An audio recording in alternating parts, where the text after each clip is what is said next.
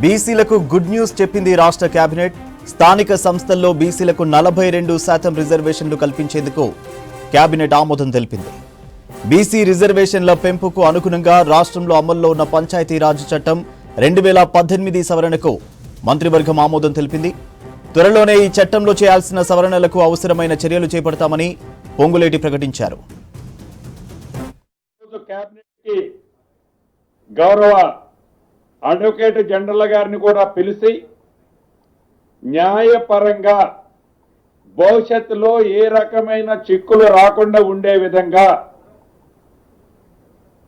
BC సోదరులకి మొన్న ఏదైతే సర్వే చేయబడిందో సర్వే చేసిన దాని పద్ధతిలో 42% రిజర్వేషన్లతో స్థానిక సంస్థ ఎన్నికలకి పోవాలని ఈరోజు కేబినెట్ నిర్ణయించటం జరిగింది.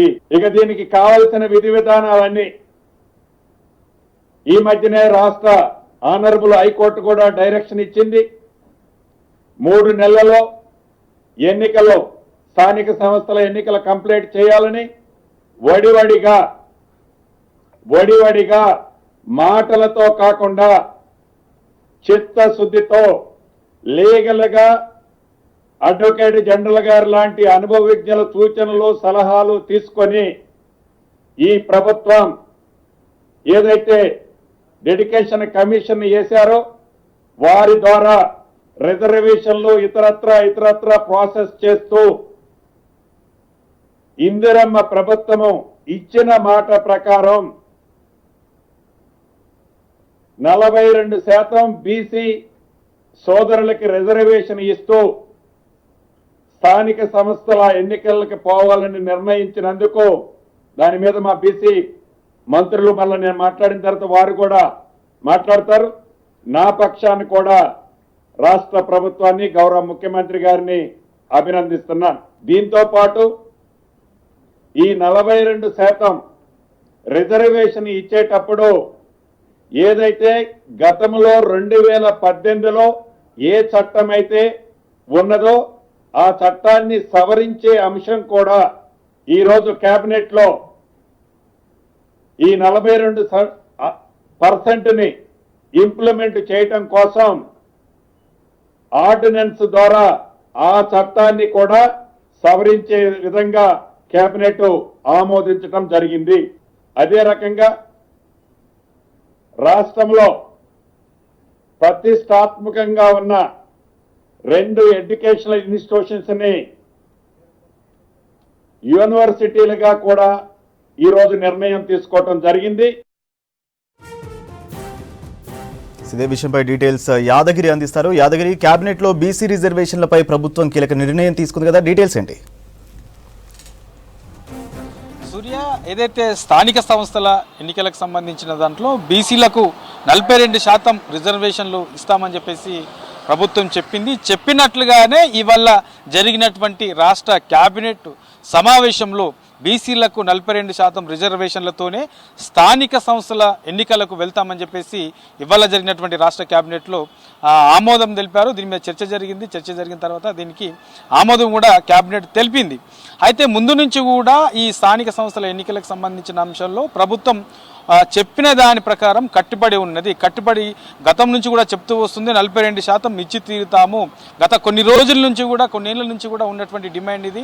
సో బీసీ నేతలంతా కూడా ఎదురు చూస్తున్నటువంటి అంశం ఇది. సో ఎట్టి పరిస్థితుల్లో కూడా బీసీలకు 42% రిజర్వేషన్లతోనే ఎన్నికలకు వెళ్తామని చెప్పేసి ప్రభుత్వం చెప్పింది. చెప్పినట్లుగానే ఇవాళ జరిగినటువంటి ఈ కేబినెట్లో ఈ 42% బీసీ రిజర్వేషన్లలో స్థానిక సంస్థలు వెళ్లే విధంగా ఆ కేబినెట్ ఆమోదం తెలిపింది. అయితే ఇందులో కొన్ని న్యాయపరమైనటువంటి చిక్కులు కూడా వచ్చే అవకాశం ఉంటుంది కాబట్టి అలాంటి వాటికి ఎట్లాంటి న్యాయపరమైనటువంటి చిక్కులు రాకుండా, ఎట్లాంటి ఇబ్బందులు రాకుండా ఏదైతే న్యాయ నిపుణుల సలహాలు తీసుకున్నారో, సో ఇప్పటికే అడ్వకేట్ జనరల్తో కూడా ప్రభుత్వం సంప్రదించింది, అధికారులు సంప్రదించారు. సో ఎట్లా ముందుకెళ్తే బాగుంటుంది అని చెప్పేసి వాళ్ళ సలహాలు కూడా తీసుకున్నారు. వాళ్ళతో పాటు మరికొంతమంది ఏదైతే ఈ ఎక్స్పర్ట్స్ ఉంటారో, ఎక్స్పర్ట్స్ సలహా సూచనలు కూడా ప్రభుత్వం తీసుకున్న తర్వాతనే ఈ నిర్ణయం తీసుకున్నది.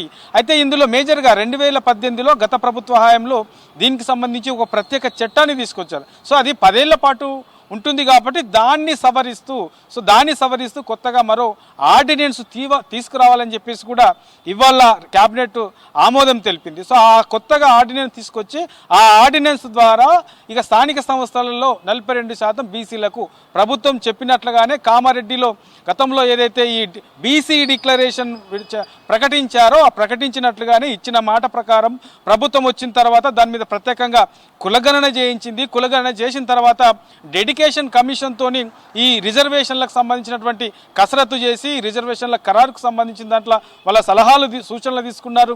ఆ తర్వాత అసెంబ్లీలో ఏదైతే డెడికేషన్ కమిషన్ ఇచ్చినటువంటి రిపోర్టు ఆధారంగానే వాళ్ళు ఇచ్చినటువంటి సూచనల సలహాల ప్రకారమే అసెంబ్లీలో మార్చిలో దీనికి సంబంధించినటువంటి బిల్లు పెట్టారు. బిల్లు అసెంబ్లీలో ఆమోదం తెలిపిన తర్వాత దాన్ని గవర్నర్కు పంపారు. గవర్నర్ నుంచి అది రాష్ట్రపతికి ఆ బిల్లు చేరింది. ప్రస్తుతం రాష్ట్రపతి దగ్గర బిల్లు ఉన్నది. సో రాష్ట్రపతి ఇప్పటికిప్పుడు అంటే మరోపక్క హైకోర్టు నెల రోజులలో ఈ రిజర్వేషన్లు ఖరారు చేయాలి, 3 నెలలలోపు ఎన్నికలు నిర్వహించాలి, స్థానిక సంస్థలకు సంబంధించినటువంటి ఎన్నికలు నిర్వహించాలి. ఎందుకంటే ఇప్పటికే చాలా ఆలస్యమైంది. సో దీనివల్ల గ్రామ పంచాయతీలకు సంబంధించినటువంటి అభివృద్ధి కూడా కొంత ఆశించిన స్థాయిలో జరిగే సిచ్యువేషన్లో లేదు. కాబట్టి 3 నెలల ఎట్టి పరిస్థితుల్లో ఎన్నికలు నిర్వహించాలని చెప్పేసి హైకోర్టు చెప్పింది. మరోపక్క ఈ బీసీలకు సంబంధించినటువంటి రిజర్వేషన్లకు సంబంధించినటువంటి బిల్లు రాష్ట్రపతి దగ్గర ఉంది. మరి ఎట్లా ప్రభుత్వం తరపు నుంచి ఎట్టి పరిస్థితుల్లో 42%తోనే పోవాలని చెప్పేసి ప్రభుత్వం భావించింది. అందులోనే ఆ పట్టుదలతోనే మరోసారి న్యాయ నిపుణుల సలహాలు తీసుకున్నారు, అడ్వకేట్ జనరల్కి సంబంధించినటువంటి సలహాలు కూడా తీసుకున్నారు. సో దీన్ని దృష్టిలో పెట్టుకొని ఇవాళ జరిగినటువంటి ఈ రాష్ట్ర క్యాబినెట్లో 42%తోనే ప్రభుత్వం చెప్పినట్లుగానే బీసీ నేతలకు ఇచ్చినటువంటి హామీ ప్రకారమే 42%తోనే స్థానిక సంస్థలకు వెళ్లేందుకు ఇవాళ కేబినెట్ ఆమోదం తెలిపింది. ఆ దిశగా మరికొన్ని రోజుల్లోనే ఇక దీనికి సంబంధించినటువంటి పూర్తి కసరత్తు చేసి తర్వాత 2018కి సంబంధించినటువంటి చట్టాన్ని సవరణ చేస్తూ కొత్తగా ఆర్డినెన్స్ తీసుకొచ్చి ఆ ఆర్డినెన్స్ ద్వారా ఈ 42% రిజర్వేషన్లను అమలు చేస్తూ స్థానిక సంస్థల ఎన్నికలకు వెళ్లేందుకు ప్రభుత్వం కసరత్తు చేస్తుంది. దానికి సంబంధించినటువంటి ప్రణాళికలు కూడా ఎట్లా ముందుకెళ్ళాలి, దీనికి సంబంధించి ఆర్డినెన్స్ సంబంధించి ఎట్లా దాన్ని తయారు చేయాలి, దానికి సంబంధించినటువంటి అంశాలు ఏమేమి ఉంటాయి, ఇట్లా ఓవరాల్గా వీటన్నిటిపైన కూడా కసరత్తు చేసి ప్రత్యేకంగా ఆర్డినెన్స్ తీసుకొచ్చిన తర్వాత స్థానిక సంస్థల ఎన్నికలకు వెళ్ళే అవకాశం ఉంది. కాబట్టి ఏదైతే బీసీ నేతల నుంచి కూడా వచ్చినటువంటి డిమాండ్ కూడా ఇదే. సో 42% ప్రభుత్వ తరపు నుంచి 42% రిజర్వేషన్లు ప్రకటించిన తర్వాతనే స్థానిక సంస్థల ఎన్నికలకు పోవాలని చెప్పేసి బీసీ నేతలు కూడా పెద్ద ఎత్తున డిమాండ్ చేశారు. కాబట్టి వాళ్ళందరి ఎవరైతే డిమాండ్ చేశారో బీసీలకు సంబంధించినటువంటి డిమాండ్ గత కొన్నేళ్ల నుంచి కూడా పెండింగ్లో ఉన్నో దానికి సంబంధించి పూర్తి స్థాయిలో వాళ్ళు అనుకున్నట్లే ప్రభుత్వం చెప్పినట్లుగానే గతంలో ఇచ్చినటువంటి హామీ ప్రకారమే బీసీలకు 42% రిజర్వేషన్లతోనే స్థానిక సంస్థలకు వెళ్లే విధంగా ఇవాళ జరిగినటువంటి ఈ కేబినెట్ సమావేశంలో నిర్ణయం తీసుకున్నారు. సో దీంతో ఇటు మంత్రులు తర్వాత అటు బీసీకి సంబంధించినటువంటి నేతలు కూడా పెద్ద ఎత్తున హర్షం వ్యక్తం చేస్తున్నారు. సూర్య, బీఆర్ఎస్ కు బీసీల పట్ల చిత్తశుద్ధి లేదన్నారు మంత్రి పొన్నం ప్రభాకర్. చిత్తశుద్ధి ఉంటే బీఆర్ఎస్ వర్కింగ్ ప్రెసిడెంట్ బీసీ నాయకులు అయ్యేవారన్నారు.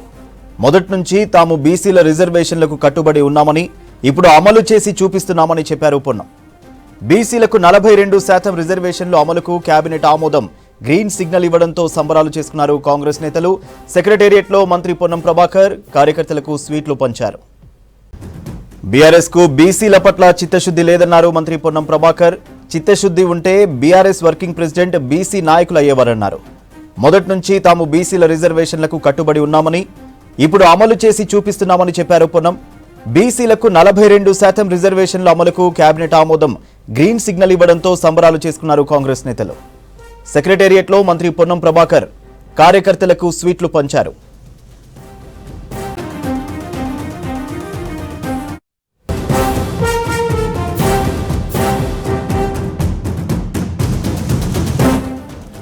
లంచం తీసుకుంటూ ఏసీబీకి చిక్కారు గచ్చిబౌలి మహిళా police station SI Venugopal.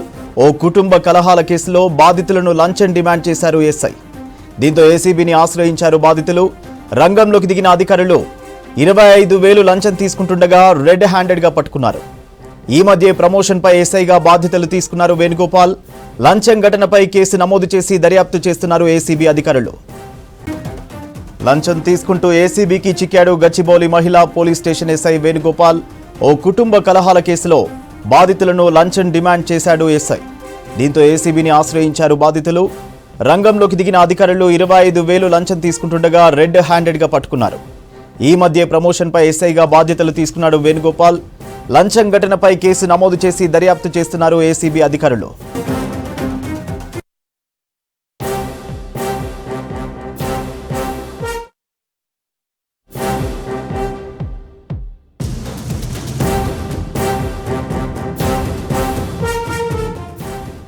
Serilingampally zonal municipal కార్యాలయంలో కంప్యూటర్ ఆపరేటర్ అభిలాష్ చేతివాటం ప్రదర్శించాడు. నిన్న అర్ధరాత్రి కంప్యూటర్లో zonal commissioner Hemant Borkhade login open చేసేందుకు ప్రయత్నించాడు. జోనల్ కమిషనర్ ఫోన్కు ఓటీపీ రావడంతో విషయం బయటపడింది. ఘటనపై ఇవాళ ఉదయం ఆరా తీశారు కమిషనర్ హేమంత్. దీనిపై విచారణ చేపట్టిన జీహెచ్ఎంసీ అధికారులు కంప్యూటర్ ఆపరేటర్ అభిలాష్ తన లాగిన్ ఓపెన్ చేసేందుకు ప్రయత్నించినట్టు గుర్తించారు. అప్పటికే టౌన్ ప్లానింగ్ ఏసీపీ సెక్షన్ ఆఫీసర్ల లాగిన్స్ ఓపెన్ చేసినట్టు నిర్ధారించారు. దీంతో అభిలాష్ను సస్పెండ్ చేశారు కమిషనర్. షేరిలింగంపల్లి జోనల్ మున్సిపల్ కార్యాలయంలో కంప్యూటర్ ఆపరేటర్ అభిలాష్ చేతివాటం ప్రదర్శించాడు. నిన్న అర్ధరాత్రి కంప్యూటర్లో zonal commissioner Hemant Borkhade login open చేసేందుకు ప్రయత్నించాడు. జోనల్ కమిషనర్ ఫోన్కు ఓటీపీ రావడంతో విషయం బయటపడింది. ఘటనపై ఇవాళ ఉదయం ఆరా తీశారు కమిషనర్ హేమంత్. దీనిపై విచారణ చేపట్టిన జీహెచ్ఎంసీ అధికారులు కంప్యూటర్ ఆపరేటర్ అభిలాష్ తన లాగిన్ ఓపెన్ చేసేందుకు ప్రయత్నించినట్టు గుర్తించారు. అప్పటికే టౌన్ ప్లానింగ్ ఏసీపీ సెక్షన్ ఆఫీసర్ల లాగిన్స్ ఓపెన్ చేసినట్టు గుర్తించారు. దీంతో అభిలాష్ను సస్పెండ్ చేశారు కమిషనర్.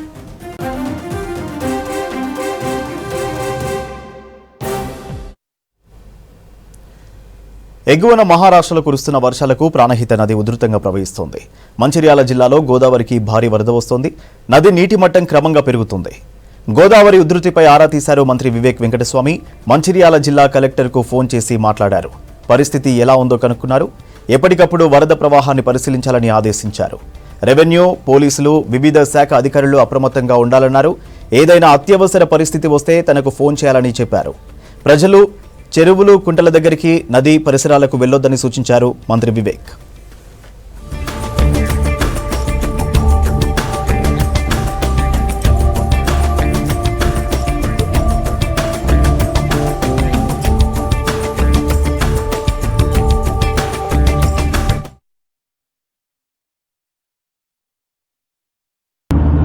మహారాష్ట్రలో ప్రాణహిత నుంచి ఎక్కువ నీళ్లు వదలడం వలన మన చెన్నూరు నియోజకవర్గంలో ఆల్గాం, అన్నారం ఇలాంటి గ్రామాలు, అర్జున్గుట్ట ఇలాంటి గ్రామాలన్నీ కూడా కొంచెం ఫ్లడింగ్ రావడం జరిగింది.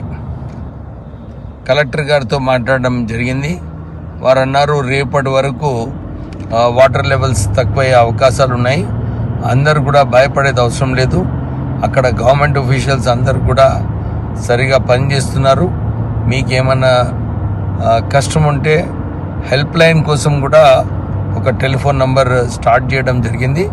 అందరు కూడా కొద్దిగా జాగ్రత్తగా ఉండాలని చెప్పి కోరుతున్నాను. హెచ్సీఏ టికెట్ల వ్యవహారం కేసులో అరెస్ట్ అయిన జగన్మోహన్ రావుకు 12 రోజుల జ్యుడిషియల్ రిమాండ్ విధించింది మల్కాజ్గిరి కోర్టు. ఇప్పటికే హెచ్సీఏ చీఫ్ జగన్మోహన్ రావు సహా 5 నిందితులకు సికింద్రాబాద్ గాంధీ హాస్పిటల్లో వైద్య పరీక్షలు పూర్తయ్యాయి. తర్వాత నిందితులను జడ్జి ఎదుట హాజరుపరిచారు సిఐడి అధికారులు. జ్యుడిషియల్ రిమాండ్ విధిస్తూ ఆదేశాలిచ్చారు మల్కాజ్గిరి కోర్టు జడ్జి. నిందితుల్లో కవితను చెంచల్గూడ జైలుకు, మిగతా 3 చెర్లపల్లి జైలుకు తరలించనున్నారు. ఇక అటు హైదరాబాద్ క్రికెట్ అసోసియేషన్ టికెట్ల వ్యవహారంలో విచారణను మరింత ముమ్మరం చేశారు సిఐడి అధికారులు.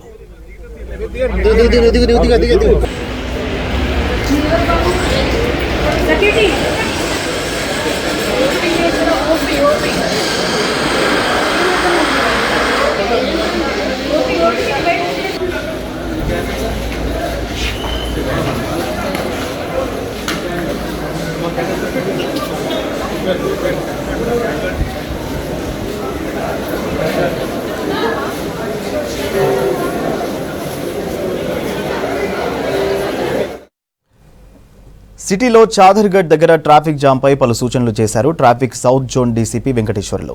ప్రతిరోజు ఉదయం మలక్పేట్ మీదుగా నాంపల్లి, లక్డీకపూల్ వైపు వెళ్లే ప్రజలు ఆల్టర్నేట్ మార్గాల్లో వెళ్లాలని సూచించారు.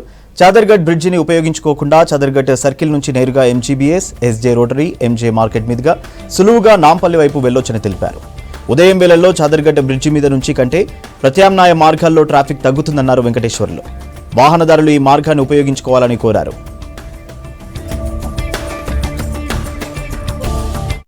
ఆర్యూబీ కింద నుంచి వచ్చేవారు చాదర్ఘట్ రోటరీ రాగానే వాళ్ళు రైట్ తీసుకొని చాదర్ఘట్ బ్రిడ్జి ద్వారా రంగమహల్, జాంబాగ్ ద్వారా ఎంజే మార్కెట్ వెళ్తున్నారు అందరూ చాలా వరకు.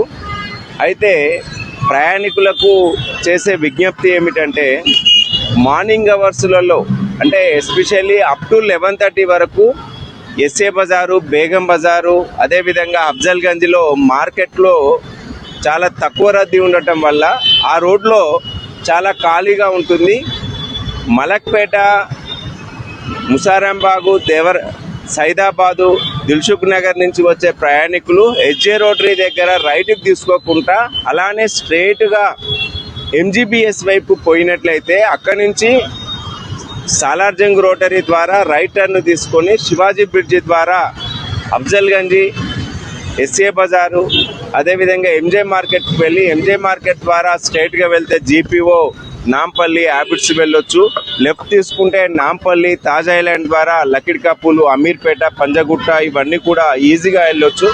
దాదాపుగా వాళ్ళకు ఒక 10 నిమిషాల వరకు జర్నీ సేవ్ అవుతుంది. మేమంతా కూడా ప్రాక్టికల్గా ఇవన్నీ కూడా మా పోలీస్ వారు మా యొక్క వెహికల్స్లలో మేము తిరిగి ఆ టైంని చెక్ చేసి మేము ఈ విధంగా మేము తెలియజేస్తున్నాము. ప్రయాణికులు దీన్ని దృష్టిలో ఉంచుకోగలరు. ప్రతి మనిషి జీవితంలో ఓ గురువు ఉంటారని, గురువు లేని విద్య గుడ్డి విద్య అన్నారు కంటోన్మెంట్ ఎమ్మెల్యే శ్రీ గణేష్. గురు పూర్ణిమను పురస్కరించుకుని మహబూబ్ కాలేజ్ ఎస్వీఐటీ ఆడిటోరియంలో ఏర్పాటు చేసిన సద్గురు సాయిబాబా కార్యక్రమానికి హాజరయ్యారు ఎమ్మెల్యే. విద్యార్థి దశ నుంచి గురువులు చెప్పిన మార్గంలో నడిస్తే విద్యార్థులు సక్సెస్ అవుతారని తెలిపారు శ్రీ గణేష్. కంటోన్మెంట్ పరిధిలోని పలు కాలనీల్లో అభివృద్ధి కార్యక్రమాలకు శంకుస్థాపన చేశారు ఎమ్మెల్యే. ప్రతి మానవుని జీవితంలో విజయం వచ్చిందంటే దానికి కారణం ఎవరైనా ప్రశ్నిస్తే జవాబు వచ్చేది ఒకటి, గురువే అని. అలాంటి గురువులని సన్మానం చేసే అవకాశం కూడా కలగడం ఈరోజు చాలా సంతోషం. ప్రతి మనిషి చదువుకున్నప్పటి నుంచి, చిన్నప్పటి నుంచి ఈ స్థాయికి వచ్చే వారికి గురువు సపోర్ట్ లేకుంటే ఎవరు సక్సెస్ కాదు. ఈరోజు నేను ఎమ్మెల్యేగా కాకుండా ఇదే మహబూబ్ కాలేజ్ పక్క గవర్నమెంట్ జూనియర్ కాలేజ్లో కూడా నేను స్టూడెంట్ ఉండే 95 to 97 వరకు. ఆ స్టూడెంటే ఇదే మహబూబ్ కాలేజ్ వాళ్ళు ఏర్పాటు చేసిన ఈ సభలో పాల్గొనడం చాలా సంతోషంగా ఉంది. నా ప్రతి మనిషిలో జీవితంలో ఎట్లయితే విజయాలు రావడానికి గురువు ఉన్నారో ఈరోజు ఎమ్మెల్యే కావడానికి, ఈ స్థాయికి రావడానికి కూడా మా గురువు, మా టీచర్ అయిన సుహాసిని గారు, ఇంగ్లీష్ టీచర్ ఉండే 95లో నేను 10th చదువుతున్నప్పుడు వారు మాకు చెప్పిన విషయం జీవితం ఉన్నన్ని రోజులు మరవలేని విషయం. 95లో నేను 10th క్లాస్ ఉన్నప్పుడు మా టీచర్ ఏం చెప్పారంటే 6-7 సంవత్సరాలు ఇది జీవితం గురించి కష్టపడితే జీవితాంతం సంతోషంగా ఉంటావు. ఈ 6-7 సంవత్సరాలు నువ్వు సంతోషం అలవాటు అయితే జీవితాంతం ప్రాబ్లం ఉంటావు. ఈ 6-7 సంవత్సరాలు జీవితం మీరు గురువు చెప్పినది బాగా నేర్చుకొని చదువుకొని ఎగ్జామ్లో రాసి భవిష్యత్తుని దృష్టిలో పెట్టుకొని 6-7 సంవత్సరాలు కష్టపడితే సక్సెస్ అవుతారంటే నా జీవితంలో వారు చెప్పిన మాటలే. ఈరోజు నేను ఫస్ట్ 97 తర్వాత బిజినెస్ చేసుకుంటూ అంచెలంచెలుగా ఎదిగి దాని తర్వాత రాజకీయ జీవితంలో వచ్చాను. కల్తీ కల్లు ఘటనపై రాష్ట్ర ప్రభుత్వం సీరియస్ యాక్షన్ తీసుకుంటోంది. సిటీలో ఎక్కడికక్కడ కల్లు కాంపౌండ్లపై సోదాలు చేస్తున్నారు అధికారులు. కల్తీ కల్లు తాగి ఇప్పటి వరకు 5గురు మృతి చెందగా మరో 44 మంది వివిధ ఆసుపత్రుల్లో చికిత్స పొందుతున్నారు. ఘటనకు కారణమైన ఎవ్వరినీ వదలమని స్పష్టం చేశారు మంత్రి దామోదర. బాధ్యులపై కఠిన చర్యలు తీసుకుంటామని తేల్చి చెప్పారు.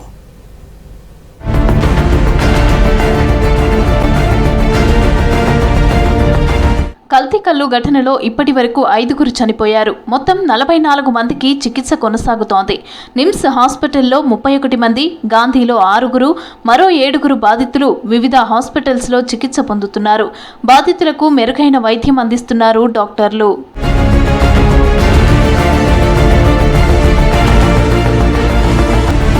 కల్తీ కల్లు ఘటనలో ప్రభుత్వం సీరియస్గా ఉందన్నారు రాష్ట్ర ఆరోగ్య శాఖ మంత్రి దామోదర రాజనరసింహ. హైదరాబాద్ నిమ్స్లో ట్రీట్మెంట్ తీసుకుంటున్న కల్తీ కల్లు బాధితులను పరామర్శించారు. ఘటనపై బాధితులపై చర్యలు తీసుకుంటున్నట్లు తెలిపారు మంత్రి దామోదర.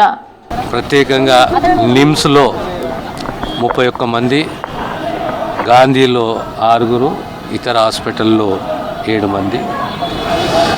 ఈ సంఘటన జరిగింది 6th, 7th నైట్ 4 డేస్లో. 8th మా దృష్టికి వచ్చింది.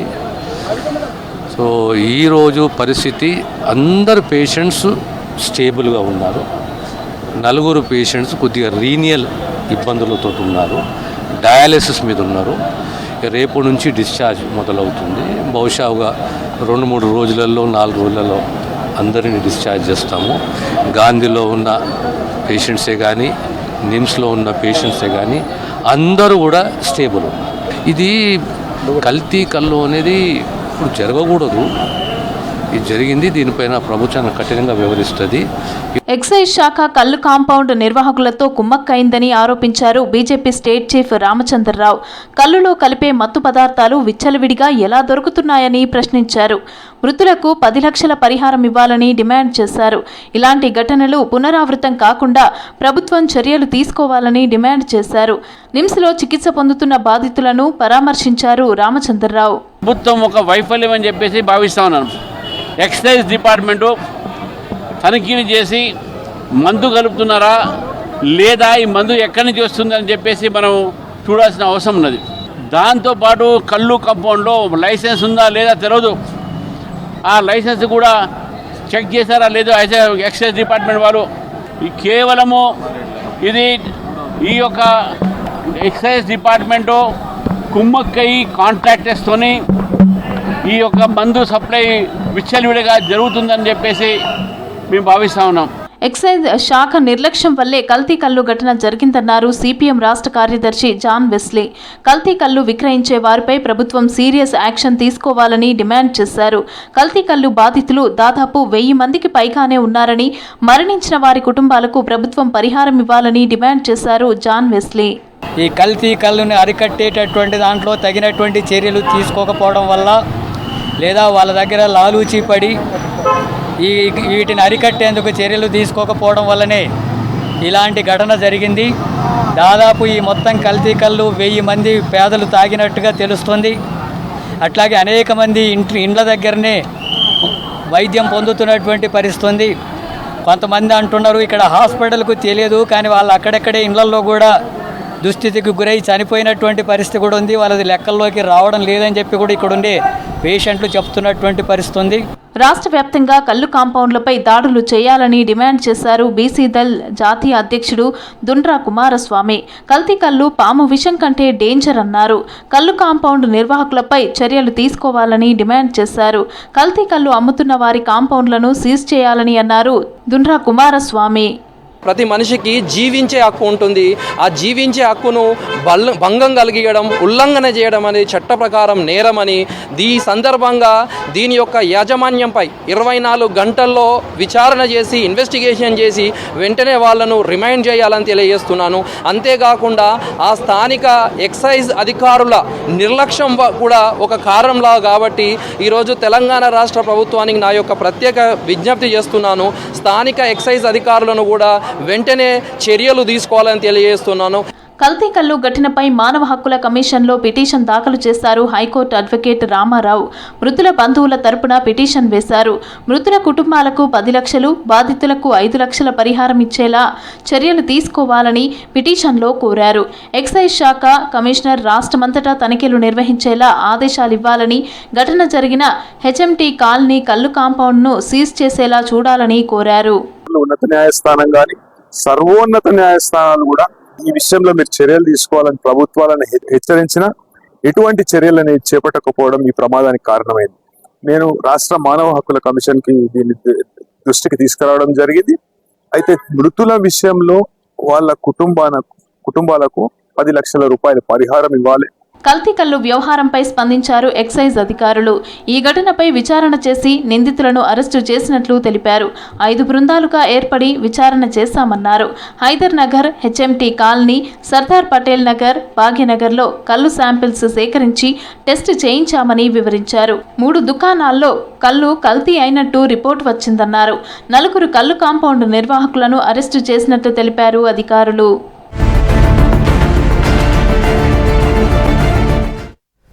సిటీలో బోనాల పండుగ వైభవంగా జరుగుతోంది. ఈ నెల 13న సికింద్రాబాద్ ఉజ్జయిని మహంకాళి అమ్మవారి లష్కర్ బోనాలకు సర్వం సిద్ధమైంది. ఇందుకు సంబంధించి ఏర్పాట్లు పూర్తి చేస్తున్నారు అధికారులు. 14న రంగం భవిష్యవాణి అంబారీ కార్యక్రమం ఉంటుంది. ఈ ఆషాఢ మాసంలో 30 లక్షల మందికి పైగా భక్తులు వస్తారని అంచనా వేశారు. బోనాల రోజు సీఎం రేవంత్ రెడ్డి అమ్మవారికి పట్టు వస్త్రాలు సమర్పించనున్నారు.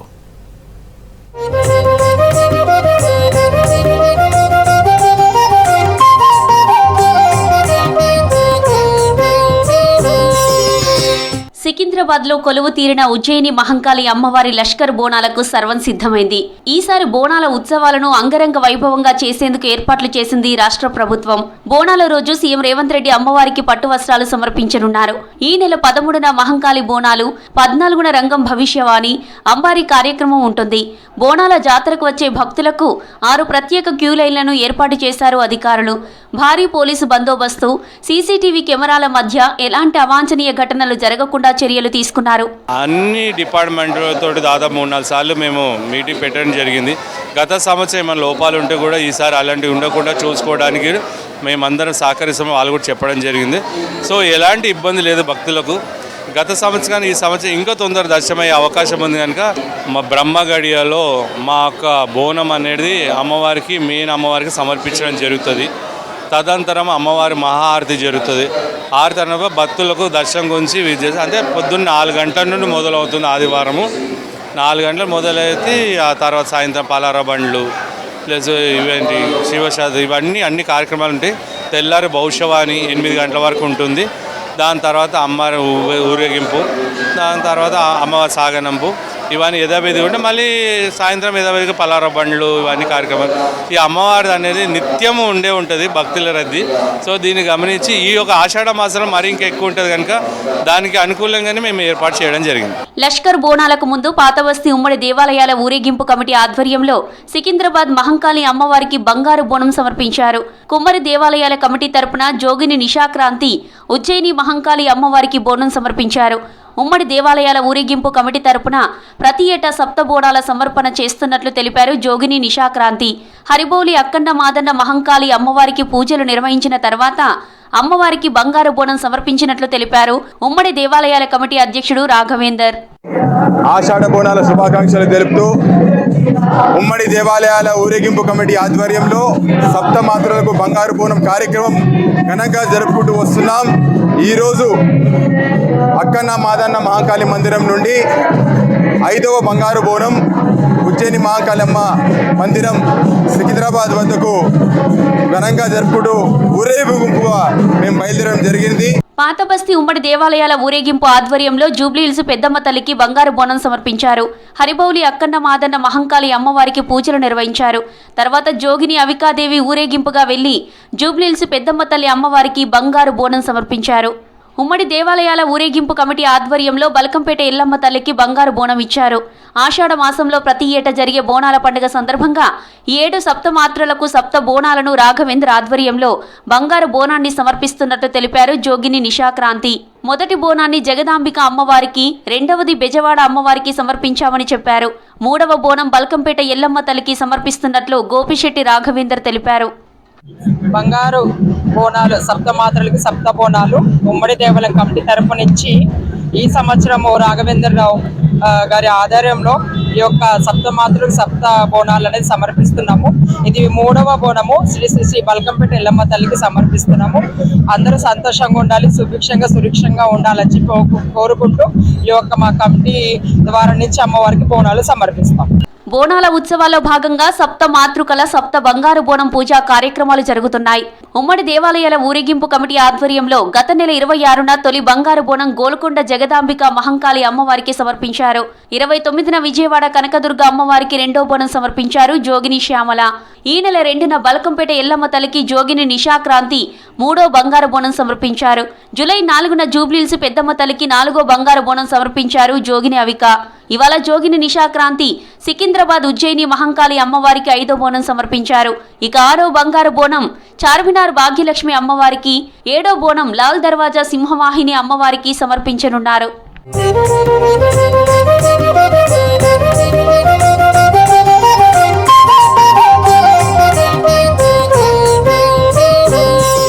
రాష్ట్రంలో బెట్టింగ్ ప్రమోషన్ల కేసులో ఈడీ దూకుడు పెంచింది. బెట్టింగ్ యాప్ వ్యవహారంలో సెలబ్రిటీలు, పలు కంపెనీలపై కేసు నమోదు చేసింది ఈడీ. హైదరాబాద్, సైబరాబాద్లో నమోదైన కేసుల ఆధారంగా ఈసీఐఆర్ నమోదు చేసింది. నటులు ప్రకాష్ రాజ్, రానా, విజయ్ దేవరకొండ, మంచు లక్ష్మి, నిధి అగర్వాల్ సహా పలువురికి నోటీసులు జారీ చేసి విచారించనున్నారు అధికారులు.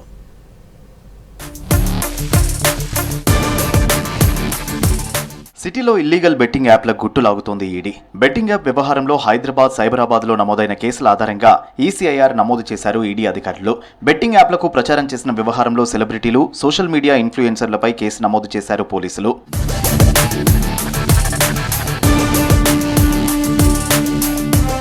బెట్టింగ్ యాప్ ప్రమోషన్ల కేసులో ప్రముఖ నటులు ప్రకాష్ రాజ్, రానా దగ్గుబాటి, విజయ్ దేవరకొండ, ప్రణీత, మంచు లక్ష్మి, అనన్య నగల్ల, నిధి అగర్వాల్, వైసీపీ అధికార ప్రతినిధి శ్యామల ఉన్నారు.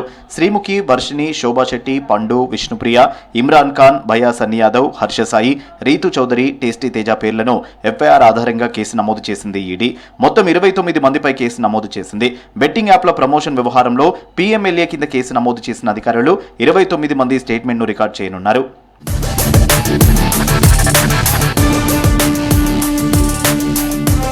యువతను ఆకట్టుకునేందుకు బెట్టింగ్ యాప్స్ నిర్వాహకులు, యూట్యూబర్లు, టాలీవుడ్, బాలీవుడ్ నటులతో ప్రమోషన్ చేయిస్తున్నారు. దీనికోసం వారికి లక్షల్లో, కోట్లలో చెల్లిస్తున్నారు.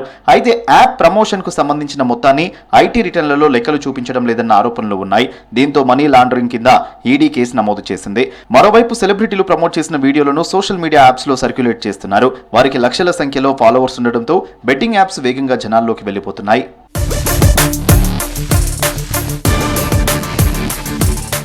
ఈజీ మనీ వేటలో అనేక మంది బెట్టింగ్ కి అడిక్ట్ అవుతున్నారు. లక్కు కలిసి వస్తుందనే ఆశతో బెట్టింగ్ లో లక్షల రూపాయలు పోగొట్టుకుంటున్నారు. ఉన్నత స్థాయి ఉద్యోగుల నుంచి రోజు కూలీల వరకు, గృహిణుల నుంచి విద్యార్థుల వరకు చాలా మంది ఆన్లైన్ బెట్టింగ్లకు బానిసలవుతున్నారు. లక్షల్లో అప్పులు చేసి వాటిని తీర్చలేక, ఇంట్లో మొహం చూపించలేక కొందరు సూసైడ్ చేసుకున్న ఘటనలు ఉన్నాయి.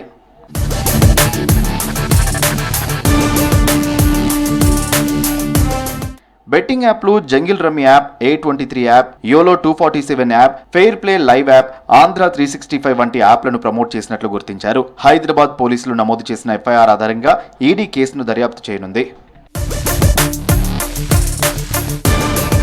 ప్రపంచవ్యాప్తంగా ప్లాస్టిక్ వాడకం కామన్ అయిపోయింది. చూడ్డానికి నీట్గా, అట్రాక్టివ్గా ఉండడం, ఈజీ టు క్యారీ చేయడంతో ఎక్కువ మంది ప్లాస్టిక్ను వాడేందుకే ఇంట్రెస్ట్ చూపిస్తున్నారు. కానీ ఆ ప్లాస్టిక్ మనకి, మన భవిష్యత్ తరాలకు ముప్పు అని గ్రహించలేకపోతున్నారు. ప్లాస్టిక్ ప్రమాదమని తెలియక కొందరు ఉపయోగిస్తుంటే చాలా మంది మాత్రం తెలిసి కూడా యూజ్ చేస్తున్నారు. ఆ ప్లాస్టికే ఇప్పుడు పెనుభూతంలో మారి ప్రపంచాన్ని గడగడలాడిస్తోంది.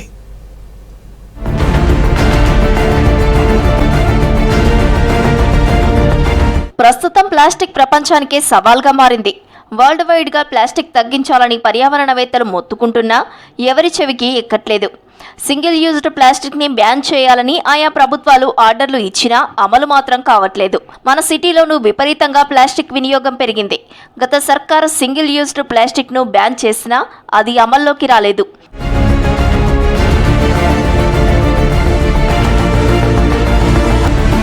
సిటీలో ఎక్కడ చూసినా ప్లాస్టిక్ పేరుకుపోయింది. ఈ రోజుల్లో చాలా మంది ప్లాస్టిక్ వినియోగంపైనే ఆధారపడ్డారు. ఆన్లైన్, ఆఫ్లైన్ ఎక్కడ ఏది కొన్నా బరువుతో సంబంధం లేకుండా ప్రతి వస్తువును ప్లాస్టిక్లోనే చుట్టి ఇస్తున్నారు. ఆధునిక జీవనశైలిపై వ్యామోహంతో పాటు సౌలభ్యం కోసం ప్లాస్టిక్పై ఆధారపడే మోడ్రన్ కల్చర్ నగరాన్ని ప్లాస్టిక్ వ్యర్థాల సుడిగుండంలోకి తోసేస్తోంది.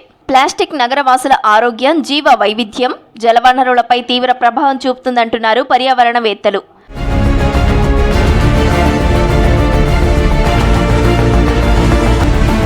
ప్రతి ప్రతిరోజు హైదరాబాద్లో సుమారు 8,000 టన్నుల వ్యర్థాలు ఉత్పత్తి అవుతున్నాయని పలు రిపోర్టులు తేలింది.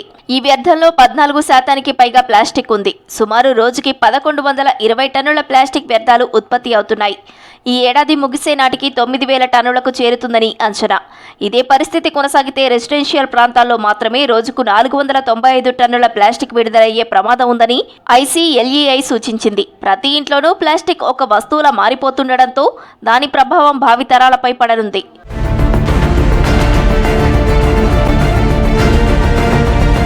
హుస్సేన్ సాగర్, దుర్గం చెరువు వంటి నగర సరస్సులు ఇప్పుడు సింగిల్ యూజ్డ్ ప్లాస్టిక్తో నిండిపోయాయి. సుమారు ఇందులో 70% వ్యర్థాలు ప్లాస్టిక్ ఉన్నట్లు తెలుస్తోంది. దీంతో వర్షాకాలంలో నీటి ప్రవాహాన్ని అడ్డుకుంటున్నాయి ప్లాస్టిక్ వ్యర్థాలు. ఇక డ్రైనేజీ సమస్యలు కూడా ఎక్కువగా ఈ ప్లాస్టిక్ వల్లే వస్తున్నాయంటున్నారు. ప్లాస్టిక్ని ఉత్పత్తి చేసే సంస్థలన్నీ మూసివేస్తే ఈ ప్రాబ్లంకి సొల్యూషన్ దొరుకుతుందంటున్నారు పర్యావరణవేత్తలు. ప్రతి చిన్నదానికి ప్యాకింగ్కే కావచ్చు, ఏదైనా కూరగాయలు తీసుకుపోవాలన్నా, పండ్లు తీసుకుపోవాలన్నా ప్లాస్టికే వాడుతూ ఉన్నాము. అయితే ప్లాస్టిక్స్తో చాలా ప్రమాదాలు ఉన్నాయి. అది తొందరగా భూమిలో కలిసిపోదు. పేపర్కి తిరగాని లేకుంటే పాతకాలంలో మనము విస్తార్లు అటువంటి వాడేటి ఆకులతోనే తొందరగా కలిసిపోతాయి. ఇది కలిసిపోకపోవడము, ఎక్కడ పడితే అక్కడ ప్లాస్టిక్ విచ్చలవిడిగా వాడడంతో పర్యావరణానికి ముప్పు కలుగుతుంది. సిటీలలో అయితే డ్రైనేజ్ లైన్స్ అన్నీ కూడా ప్లాస్టిక్తో నిండిపోయి వర్షాకాలం లోపల ఫ్రీ ఫ్లో ఆఫ్ వాటర్ ఉండకుండా ఆ నీళ్ళని రోడ్ల మీదకి వస్తున్నాయి. చాలా కాలనీస్లో ముంపుకు గురవుతున్నాయి. ప్రొడక్షన్ అలౌ చేసి యూజ్ను కంట్రోల్ చేసే వాళ్ళు ప్రొడక్షనే కంట్రోల్ చేయండి. అసలు ఎవరు సింగిల్ యూజ్ ప్లాస్టిక్ తెలంగాణలో డిసెంబర్ నుంచి 1 జనవరి 2026 నుంచి బ్యాన్ అని చెప్పండి. అట్లా యాక్షన్ తీసుకోవాలా. అట్లాగే పెద్ద ఎత్తున పత్రికల ద్వారా, టీవీ ఛానళ్ళ ద్వారా ప్లాస్టిక్తో కలిగే నష్టాలను తెలుపుతూ సింగిల్ యూజ్ ప్లాస్టిక్స్, మనం ఈ యొక్క ప్లాస్టిక్ మీద ఏదైతే బ్యాన్ పెట్టాలో అది సింగిల్ యూజ్ ప్లాస్టిక్ మీద బ్యాన్ పెట్టండి. తర్వాత ఈ పొల్యూషన్ కంట్రోల్ బోర్డే కావచ్చు, మున్సిపాలిటీ సిబ్బంది కావచ్చు, రెగ్యులర్గా చెక్ చేస్తూ దీన్ని కంట్రోల్ చేసినట్టయితే ప్రజల ఆరోగ్యం బాగుపడుతుంది. ప్లాస్టిక్ నుంచి వచ్చే పాలీకార్బోనేట్స్, బిస్ఫినాల్ ఏ వంటి రసాయనాలు మన హార్మోన్లను దెబ్బతీస్తాయని పర్యావరణవేత్తలు చెబుతున్నారు. పిల్లల ఎదుగుదలకు అడ్డుపడతాయని IITR CDSCO ప్రకటించింది. అయితే ప్లాస్టిక్ ప్లేస్లో జూట్ బ్యాగులు, క్లాత్ బ్యాగులు, ఉడెన్తో చేసిన వస్తువులు మార్కెట్లో ఉన్నా అవి ధర ఎక్కువ అని, ఎక్కువ శాతం ప్లాస్టిక్ నే వాడుతున్నారంటున్నారు IGBC ప్రతినిధులు. మనకు బయోడిగ్రేడబుల్ ఆల్టర్నేటివ్ ఉన్నాయి, కానీ as and today they are costly.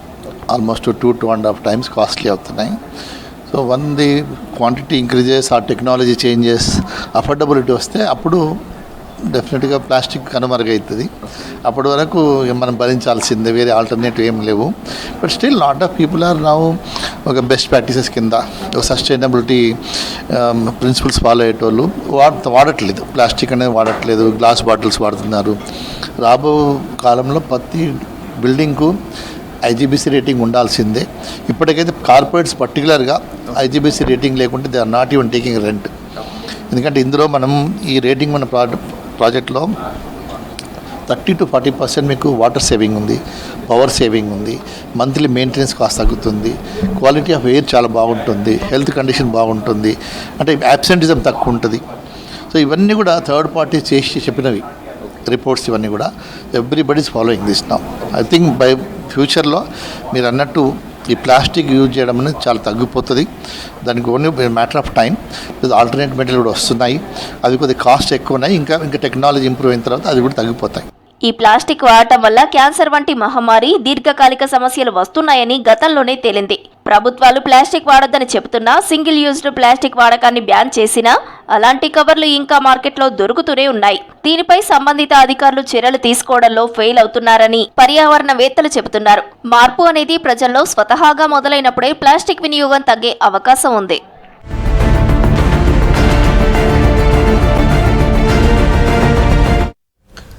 Work from home అంటూ సైబర్ వలలో పడిన ఓ మహిళ ఆర్థికంగా మోసపోయి చివరకు బలవన్మరణానికి పాల్పడింది.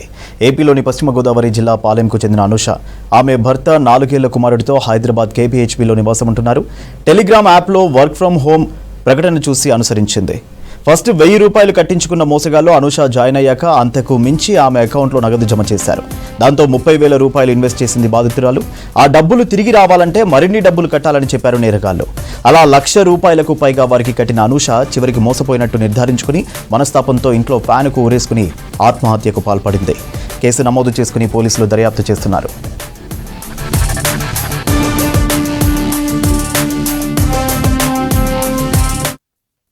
బెట్టింగ్ కొద్దిగా అలవాటు ఉన్నది. ఆ గోల్డ్ తాకట్టు పెట్టి వేరే వాళ్ళ దగ్గర అప్పు తెచ్చుకున్నది. అదే ఆ ఫ్రెండ్స్ దగ్గర అప్పు 1.5 lakh దగ్గర తెచ్చుకున్నది. నా భర్తకు తెలిస్తే ఇదేమన్నా ఇష్యూ అవుతుందని చెప్పేసి ఉద్దేశంతో వాళ్ళ భర్త ఆఫీస్కి వెళ్ళిన సమయంలో ఫ్యాన్కి ఊరేసుకొని చనిపోవడం జరిగింది. అయితే వాళ్ళ భర్త 11 o'clock వచ్చి తలుపు కొడితే ఎంత కొట్టినది తెరవలేదు. వాళ్ళ కొలీగ్ కూడా పక్కనే ఉంటాడు. వాళ్ళ కొలీగ్ ఇద్దరు వచ్చి ఎంత సౌండ్ చేసినాడు. అలాగే వాళ్ళ 4 years బాబు ఉన్నాడు. ఆ 4 years బాబు వచ్చేసి బెంచ్ స్టూల్ వేసుకొని బోల్ట్ తీసేస్తే చూసుకుంటారు. కానీ అప్పుడే సూసైడ్ నోట్ కూడా రాసింది. అందులో నేను ఇట్లా అందరికీ బాయ్ అందరు అని ఐ లవ్ ఫర్ ఆల్ అని చెప్పేసి రాసేసి నేను ఇవన్నీ చేసిన అని చెప్పేసి సూసైడ్ నోట్లో రాయడం జరిగింది. ఈ బెట్టింగ్ యాప్లు తర్వాత ఈ టెలిగ్రామ్ యాప్లకి లోన్ అయ్యి చాలామంది ఇట్లా ప్రాణాలు కోల్పోతున్నారు. అలా ప్రాణాలు కోల్పోకుండా అందరూ అవేర్ కావాలి.